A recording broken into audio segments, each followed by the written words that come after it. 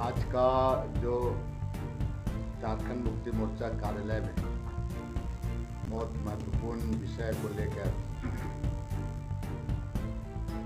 जो संयुक्त रूप से झारखंड मुक्ति मोर्चा के महासचिव और झारखंड मुक्ति मोर्चा के वरिष्ठ नेता आदरणीय सुप्रियो भट्टाचार्य जी के साथ हम लोग कर रहे हैं।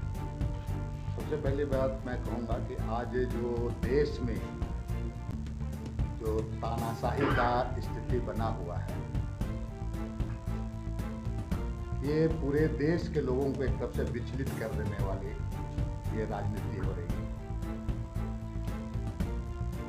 देश शासन कानून संविधान के तहत चलता है, लेकिन जिस तरह केंद्र की सरकार जो मोदी के नेतृत्व में चल रही है, बिल्कुल तानाशाही। और आपने देखा होगा कि कुछ दिन पहले हमारे इस राज्य के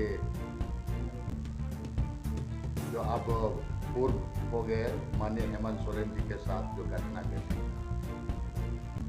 उनको त्याग पत्र देना पड़ा एक चुना हुआ जनप्रतिनिधि को मुख्यमंत्री पद से।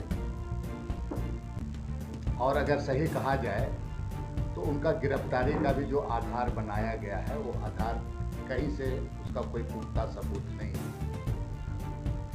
और इसी तरह का सेम घटना अगर आप कहेंगे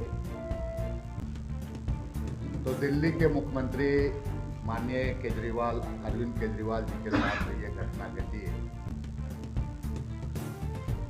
और एक चुनी हुई सरकार के साथ इसलिए भी कि हम उनके विचारधारा उनके अनुसार, अगर हेमंत सोरेन जी भी उनकी बात को आज सुना हुआ होता तो शायद ये बात नहीं होती, केजरीवाल भी सुना हुआ होता तो नहीं होता।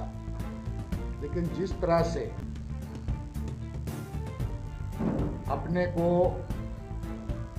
बिल्कुल पाक साफ साबित करते हुए, मैं कह रहा हूँ भारतीय जनता पार्टी और विशेषकर मोदी का, कि उनके बीच में क्या हो रहा है नहीं हो रहा है किसी से छिपा हुआ नहीं है। ये तो आने वाला दिन में 2024 में जब चुनाव होगा और चुनाव होने के बाद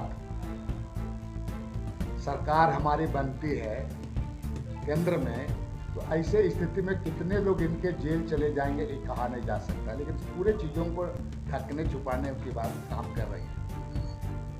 आज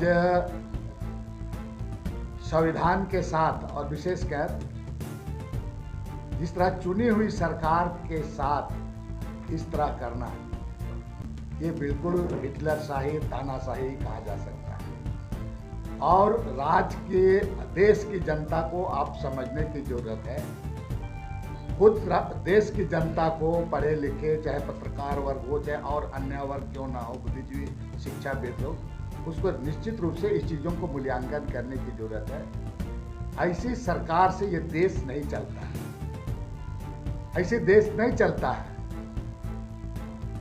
और आने वाले दिन में इसलिए जनता को इसको हम लोग तो राज्य में भी, हमारे हिस्से में राज्य में निश्चित रूप से जनता उसको औकात बता देगी। यहाँ पर झारखंड में जो स्थिति किया हुआ है, वो हाल के दिनों में कल ही परसों आपने देखा होगा जिस तरह के नया नया इनके द्वारा कारनामा किए जा रहे हैं। एक ऑडियो का मामला है, उसी तरह से और कई चीज़ें हैं पूरा। तो इसलिए जो भारतीय जनता पार्टी और विशेषकर दो लोगों के साथ मोदी जी, अमित जी, ये तमाम मिल करके जो देश को एक तरफ से कहा जाए कि बिल्कुल कि एकदम रसातल में पहुंचाने का काम कर रही है, इसका हम लोग घोर निंदा करते हैं। और इंडिया गठबंधन एकजुट होकर आने वाले चुनाव में 2024 में इसका मुकाबला करेगी और मुंह तोड़ उसका जवाब देगी।